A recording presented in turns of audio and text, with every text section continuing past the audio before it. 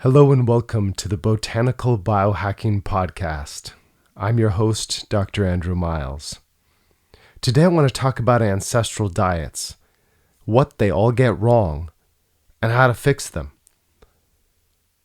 An ancestral diet is a general nutritional philosophy. It tends to advise that people minimize the consumption of industrialized processed foods and encourages eating natural, organic whole foods, which your ancestors probably ate.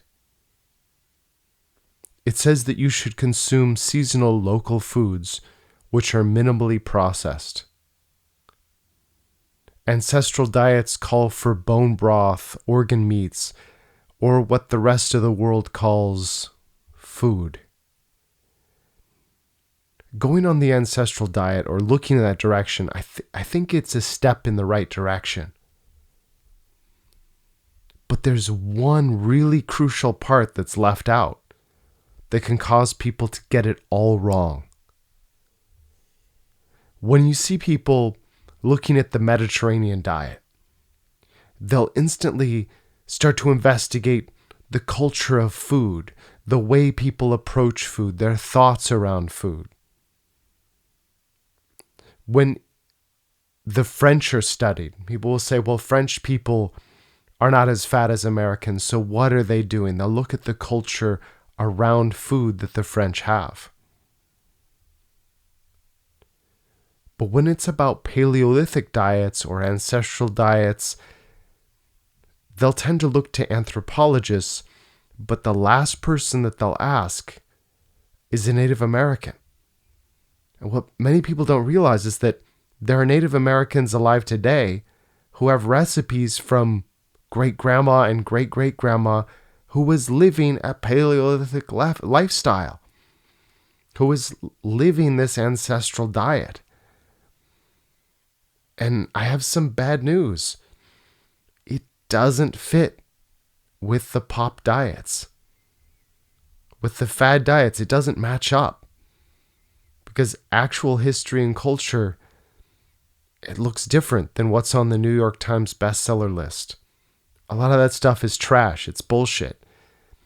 But the solution, the real solution, is much deeper and more beautiful. And there are Native Americans in the United States today who are enjoying a renaissance of true American food. One is the sous chef, who has a restaurant in Minnesota. Now, for the most part, when it comes to non-European traditions, there's a tendency in both diet and herbal culture where they'll take a snapshot and say, natives ate buffalo, so I'm going to eat grass-fed beef, and I'm going to be brave, I'm going to be a chief, I'm going to be like Crazy Horse, I'm going to be so jacked.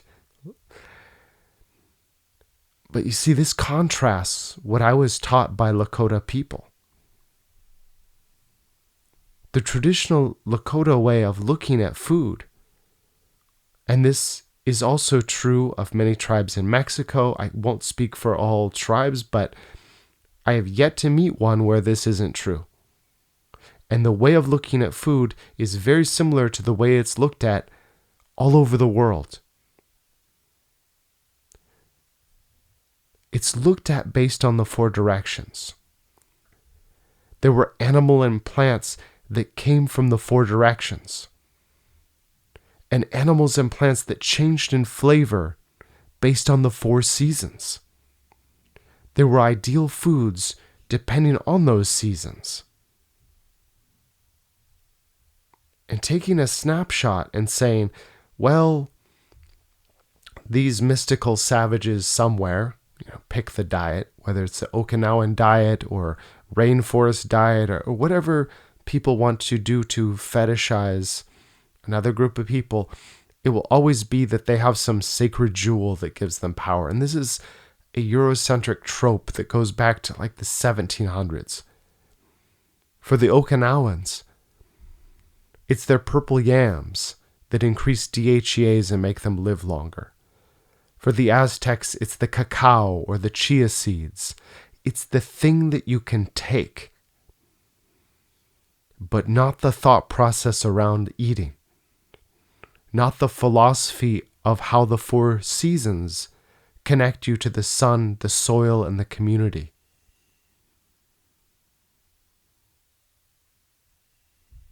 Just imagine that someone rammed down the front door of a pharmacy, gunned down the pharmacist, and took all the drugs. Then imagine a community of people just trying shit out. I think I'm going to put this pill in my smoothie and see what happens. We can imagine one lady takes an antibiotic and feels better, so she tells her friend, here, take some antibiotics. But her friend has gut problems. Now her friend is not doing so well. When we take herbs or when we take diets out of their cultural construct, that construct that puts us at the center of things, in that we learn how to balance ourselves within the relationship of the four directions, then we end up misusing and not understanding. And it creates all kinds of problems, even with the best of intentions. So to help you avoid this, I've looked at 4 general categories that are true about herbal medicine, from Central Asia to medieval Europe, to the Greeks, to the Maya, Aztec, Lakota, various ethnic groups in China, the Persians, Indians. This is true, and this is what it means to be a human being on this earth, is to understand these 4 basic concepts. The first is identification based on flavor. How do you know what something will do? You taste it. How do we know about this? Because we watched animals do this.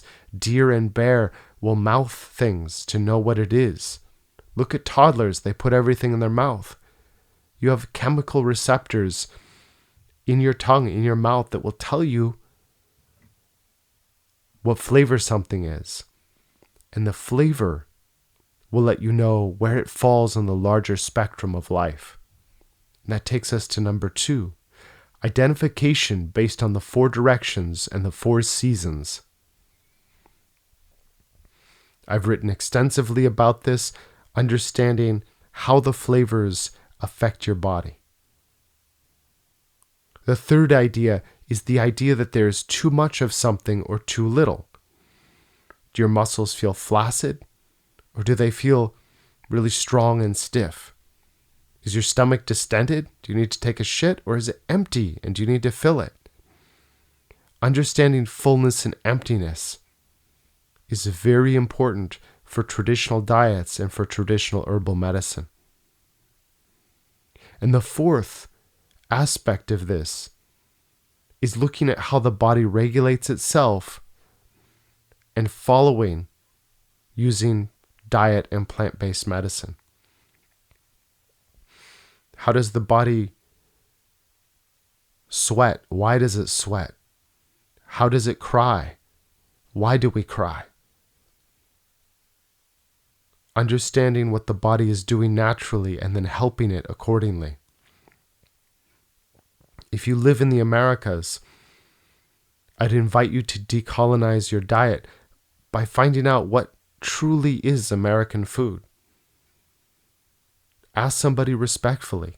You'd be surprised how far that goes. I learn things from people all over the world by just asking respectfully. And what you'll find, and what I've found, is it makes your diet much more flexible and enjoyable. And it provides a cultural inheritance from the distant ancestors to the current day and gives you a holistic framework for balancing life. You see, the Greek warriors, like the Spartans, who are so fetishized, trained and made medicine according to this framework.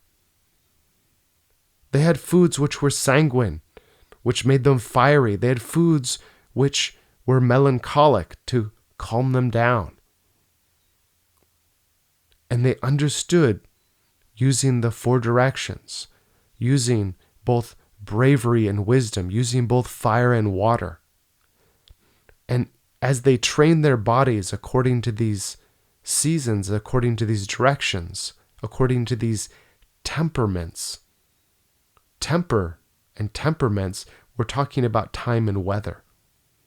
This is still in our language today. And this is the cultural root which has been lost. That's what I'm pointing toward.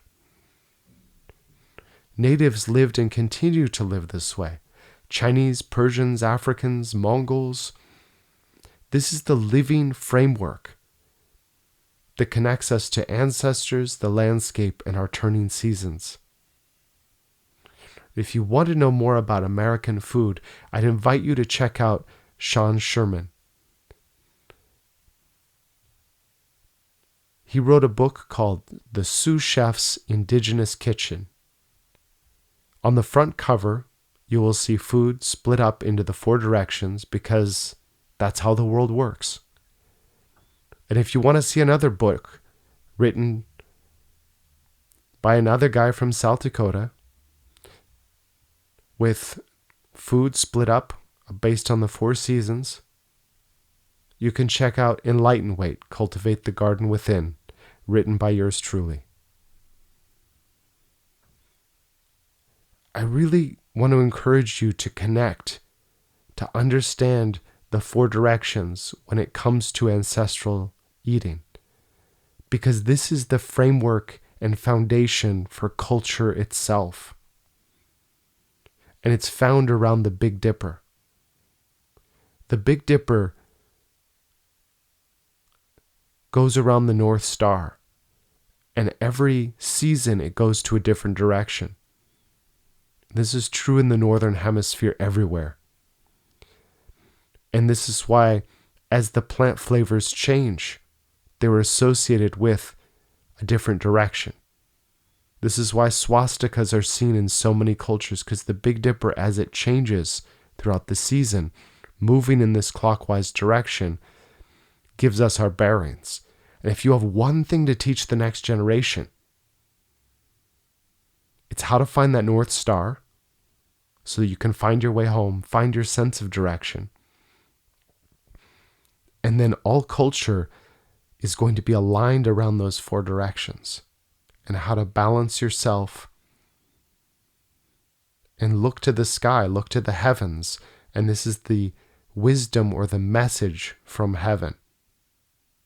Everywhere, in the Northern Hemisphere especially, these are the rules of life. If your diet can connect to this, you can truly find a sense of place and flourish regardless of the diet that you're using. Thank you so much for listening to the Botanical Biohacking Podcast. I'm your host, Dr. Andrew Miles.